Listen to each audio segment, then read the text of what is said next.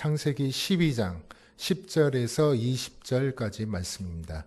창세기 12장 10절에서 20절의 말씀입니다. 한 절씩 저와 여러분 교독해서 한번 읽도록 하겠습니다. 창세기 12장 10절에서 20절입니다. 그 땅에 기근이 들었으므로 아브라함이 애굽에 거류하려고 그리로 내려갔으니 이는 그 땅에 기근이 심하였음이라.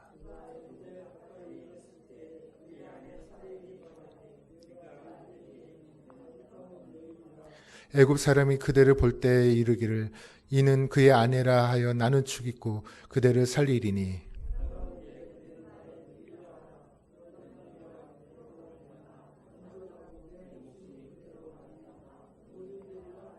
아브라함이 애굽에서 이르렀을 때 애굽 사람들이 그 여인이 심히 아름다움을 보았고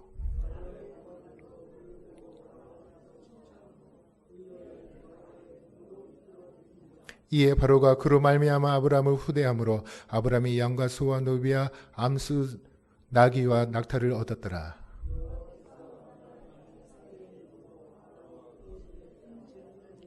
바로가 아브라함을 불러서 이르되 내가 어찌하여 나에게 이렇게 행하였느냐? 내가 어찌하여 그를 내 아내라 내게 말하지 아니하였느냐?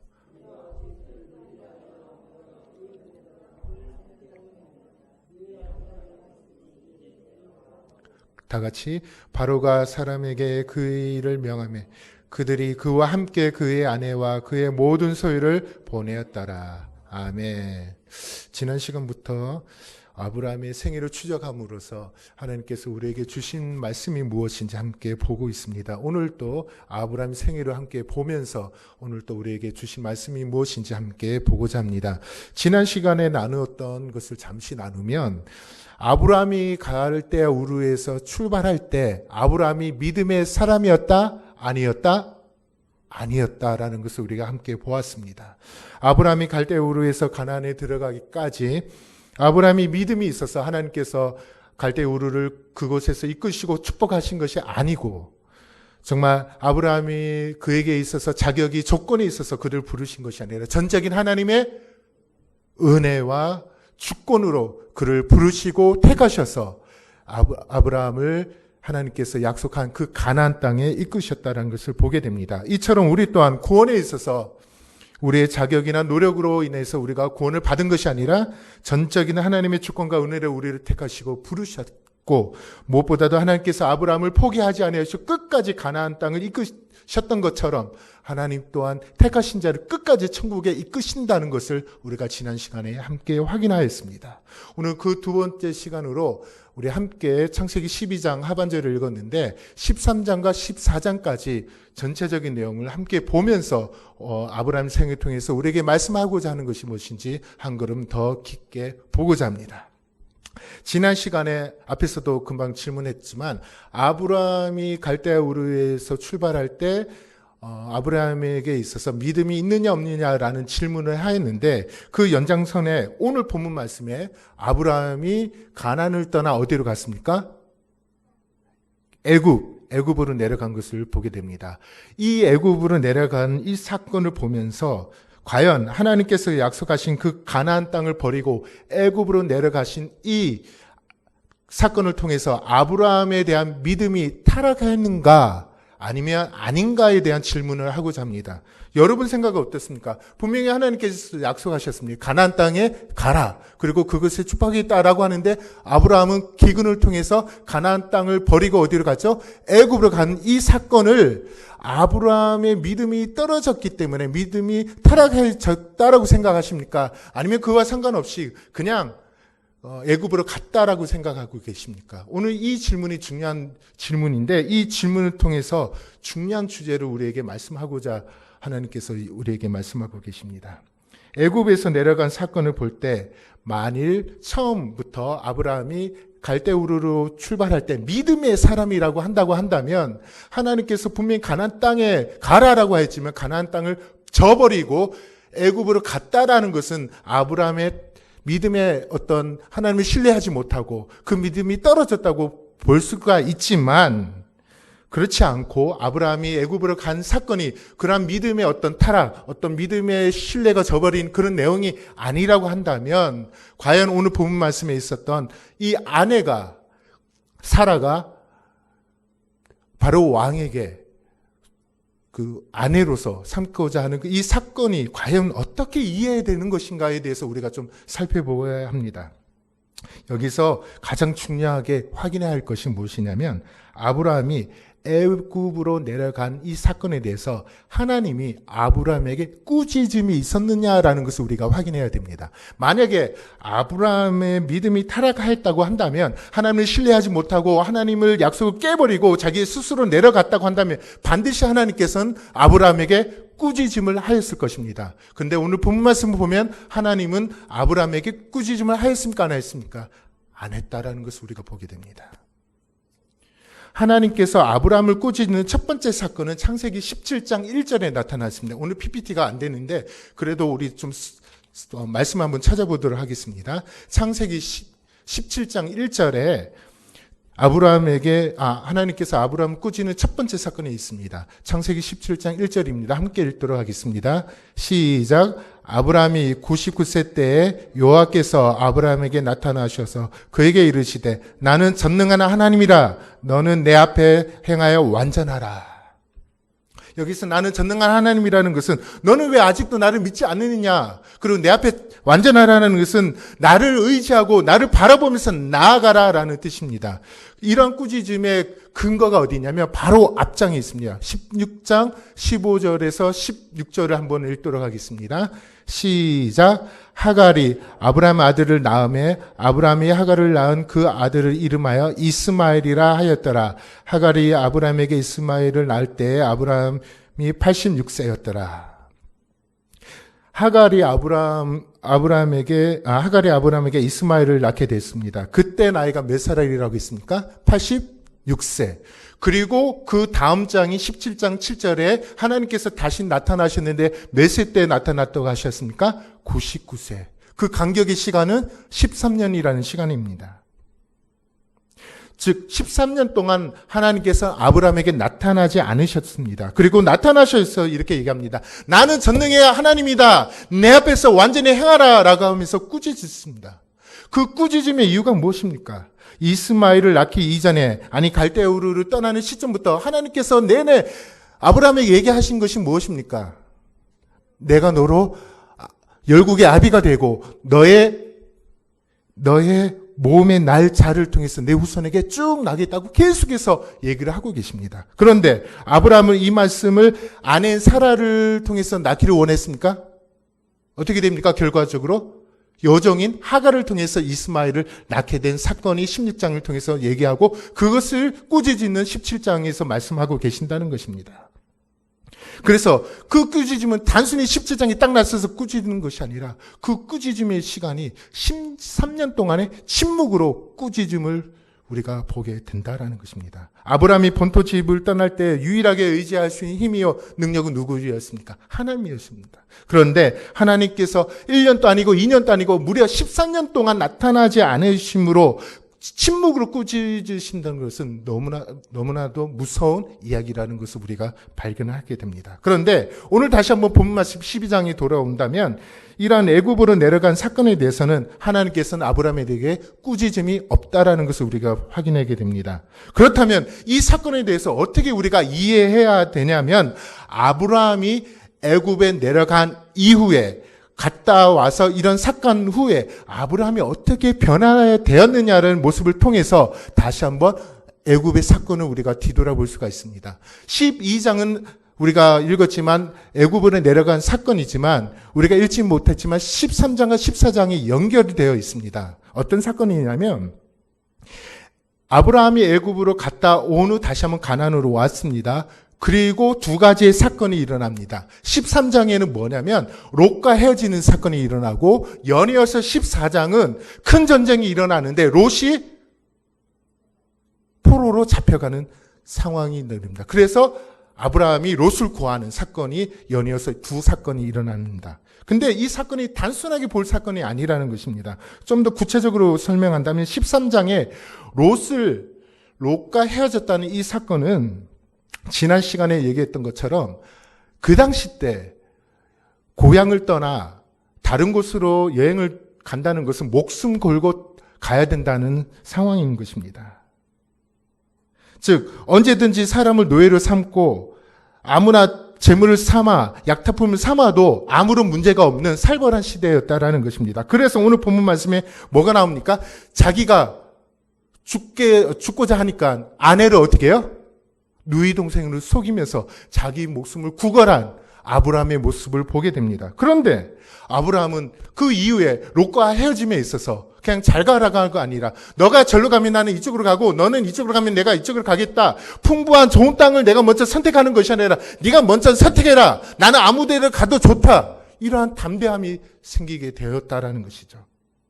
도대체 어떠한 배짱이길래 어떠한 담대함이 있길래 아내를 누이 동생이로 속이면서 자기의 목숨을 구걸하고자 그런 사람에게 이러한 담대함이 나타나느냐라는 것을 13장을 통해서 우리가 볼 수가 있다라는 것입니다. 연예서 14장을 또 보시면 14장에 어떤 사건이 나오냐면 9개의 왕이 나옵니다. 9왕이 나오는데 4개의 왕과 5개의 왕이 연합해서 서로 싸우는 전쟁이 일어납니다. 그 가운데에 소모라와 고돔에 사는 누가? 롯이 붙잡혀 갑니다.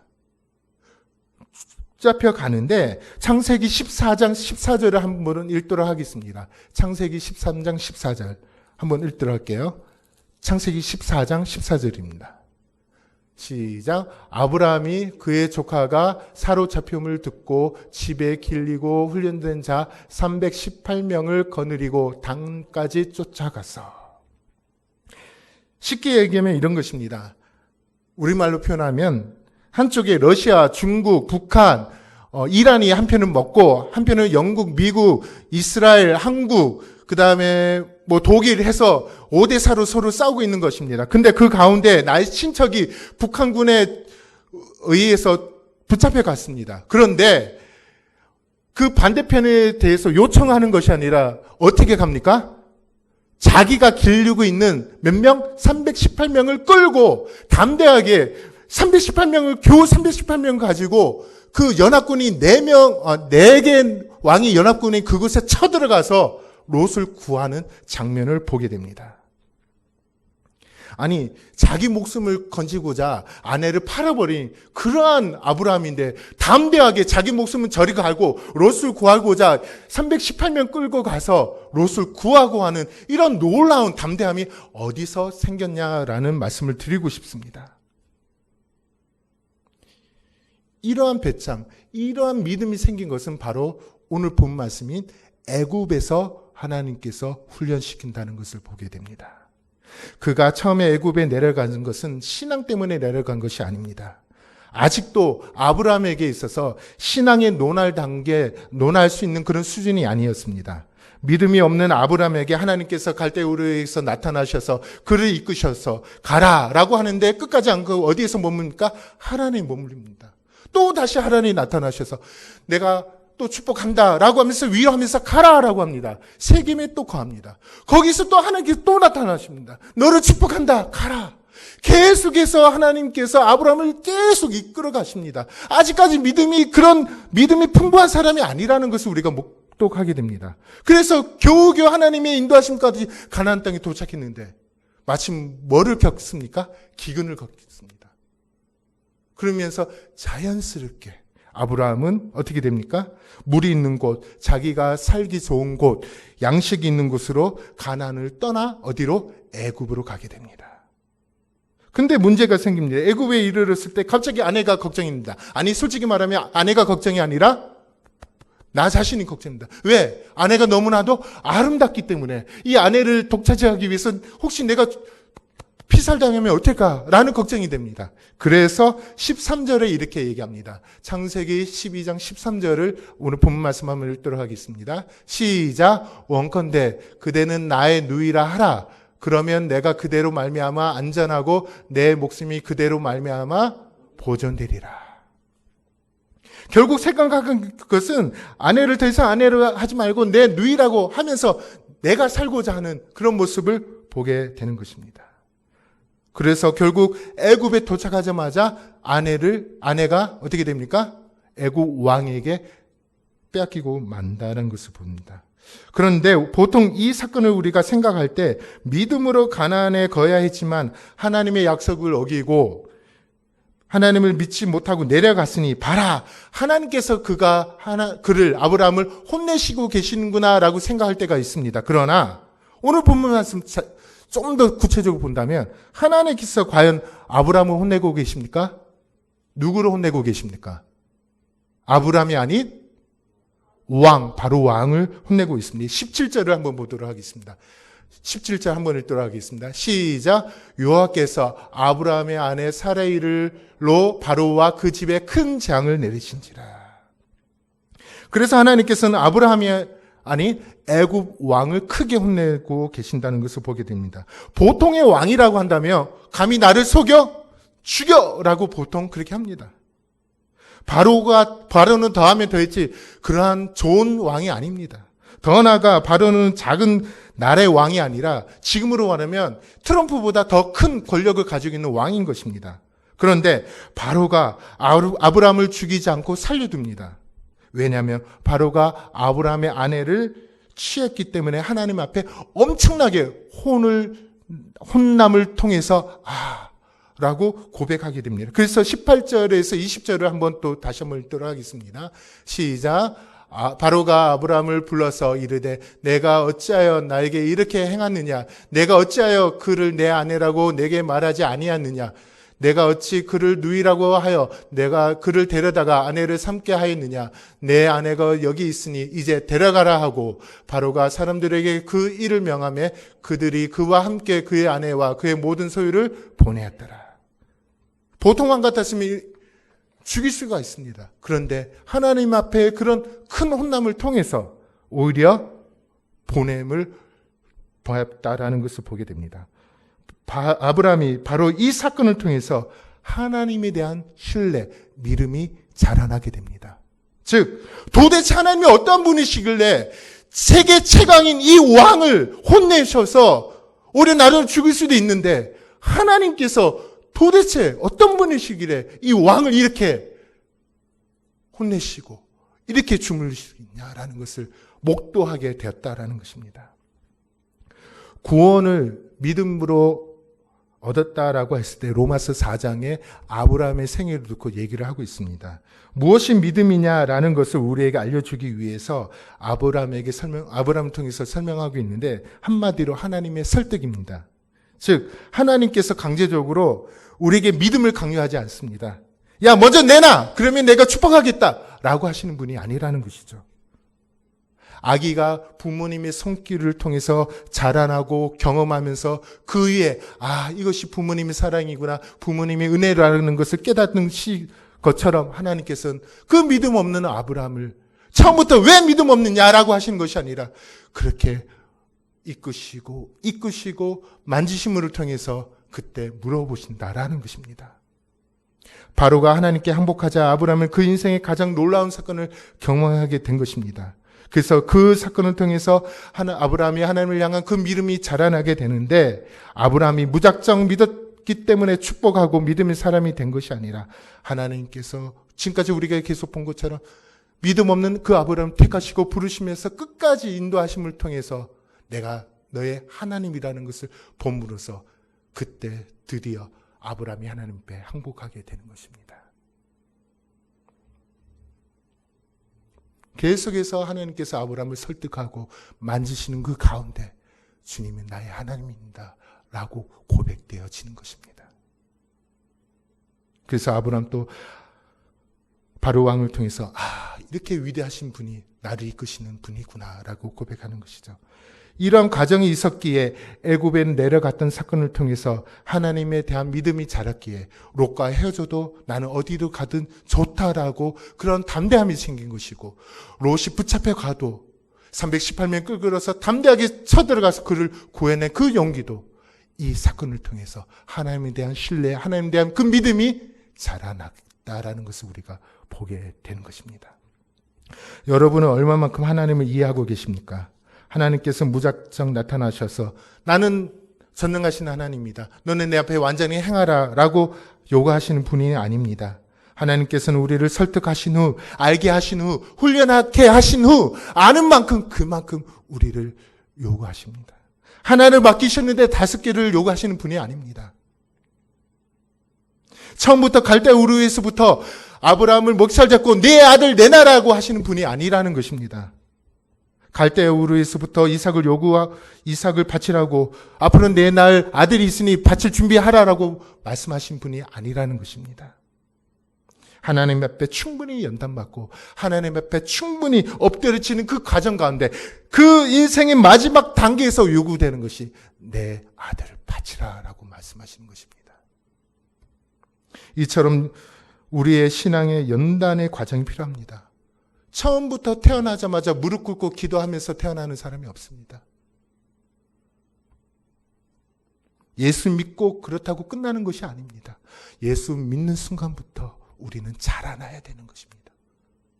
그리고 우리는 이렇게 질문합니다. 아니, 나는 예수님 믿는데, 맞습니다. 저는 예수님 믿습니다. 근데 내 모습 보면 너무나도 초라합니다. 꼭 예수님 안 믿는 모습하고 비슷한 것 같습니다. 라고 얘기하시는 분이 있습니다. 전에도 얘기했지만 하나님의 은혜 가운데 하나님 자녀로 우리의 포지션이 바뀌었습니다. 단번에. 그러나 한 번에 바뀌지 아니하는 것이 있습니다. 그것이 무엇이라고 했죠? 죄된 속성입니다. 그것은 주님 오실 때까지 하나님의 훈련을 통해서 우리가 연단되어야 됩니다. 그게 성화라고 또 표현하고 되는 것이죠. 아브라함도 그런 것입니다. 처음부터 믿음의 위대한 사람을 택하셔 부르는 것이 아니라 우리처럼 동일하게 아무것도 없고 조건도 없는 우리를 그저 하나님의 주권과 은혜를 통해서 부르셔서 하나님께서 하나하나 이끄시고 연다하신 가운데 그렇게 믿음의 사람으로서 만들어 가셨다는 것을 우리가 아셔야 된다라는 것입니다. 그래서 하나님이 인도하신 그 과정 가운데, 설득하는 그 과정 가운데 믿음이 자라나고 성장하고 성화되어지는 우리의 모습이 되어지는 것입니다.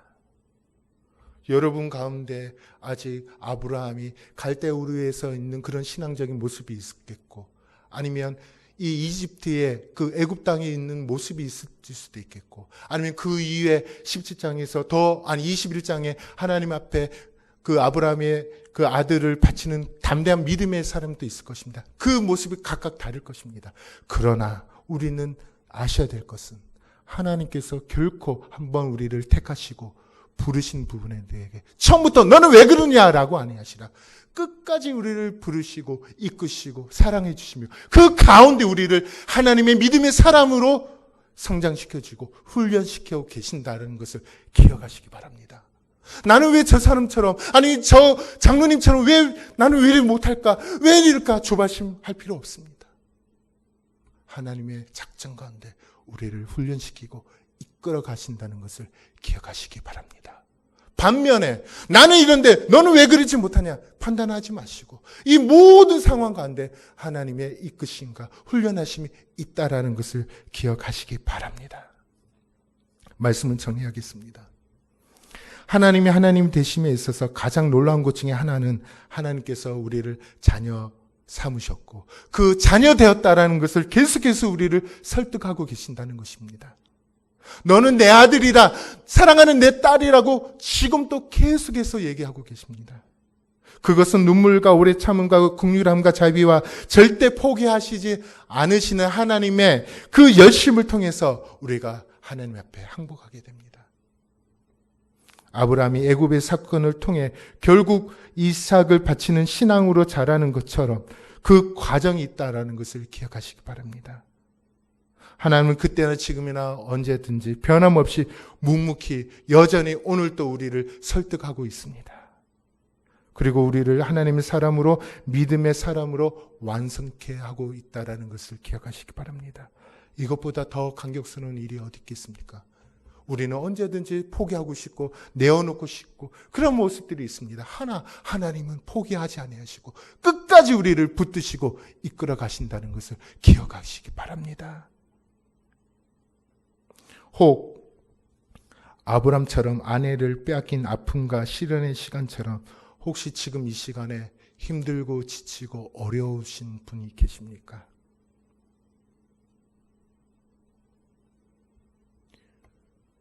그럼에도 불구하고 하나님 우리를 포기하지 아니하시고 우리를 이끌어 가고 계신다는 것을 기억하시기 바랍니다. 어제는 내가 뭔가 뜨거운 것 같고, 어제는 뭔가 지난번에는 내 열심히 뜨거운 것 같은데 나는 왜 이럴까? 왜 이렇게 미지근할까? 나는 왜 이럴까? 라고 하시는 성도님 계십니까? 그럼에도 오늘 또 여러분을 이끌어 가시고 품어주시고 연단해 주신다는 그 시간이라는 것을 기억하시기 바랍니다. 우리의 신앙은 태워가 없습니다. 왜냐하면 하나님께서 우리의 인생을 이끌고 주관하시고 훈련시키고 계신다라는 것을 기억하시기 바랍니다.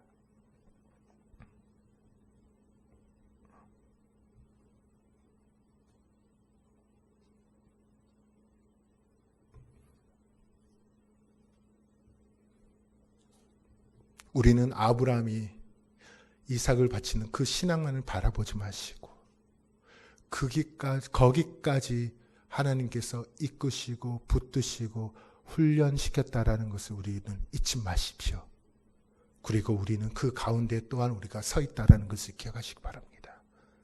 우리는 늘 포기하고 싶지만 하나님 포기하지 않으시는 그 사랑 가운데 주님 오실 그날에, 아니 지금이라도 좋습니다. 당신이 나의 하나님 되시며 나의 아버지 되시며 나의 모든 것 되신다는 그런 믿음의 신앙의 용장으로 자라날 수 있는 저와 여러분 되기를 축원합니다. 기도하겠습니다. 하나님 아버지, 이 자리에 계심을 믿습니다. 그리고 이 자리에 우리를 여전히 인도하고 있음을 믿습니다. 그리고 우리의 생애가, 우리의 모든 것이 하나님 손안에 있음을 믿습니다. 때론 지치고 힘들고 무미하 건조한 나의 모습일지라도 하나님께서 마침내 아브라함을 아브라함으로 만드신 그 손길이 지금 나를 이끌고 계신다는 것을 깨달음으로 우리의 평안과 안심과 위로가 넘치게 하여 주시옵소서. 늘 연약한 믿음의 어린아이에 머물러 있는 것이 아니라 피가 터지는 전쟁터 한가운데서도 다시 일어날 수 있는 믿음의 용장으로서 자라날 수 있도록 하나님 우리를 만들어 주시옵소서. 때론 눈물이 납니다. 때론 지치고 포기하고 싶은 마음이 있습니다. 그럼에도 불구하고 여전히 우리를 포기하지 않아 하시는 그 하나님의 손길을 인하여 우리가 늘 감사하고 하나님의 그 손길로 인하여 어제보다 오늘보다 내일 그렇게 성화하면서 자라날 수 있는 우리의 온 성도님이 되게 도와주시옵소서. 감사드리며 걸어가신 예수님 이름으로 기도드립니다.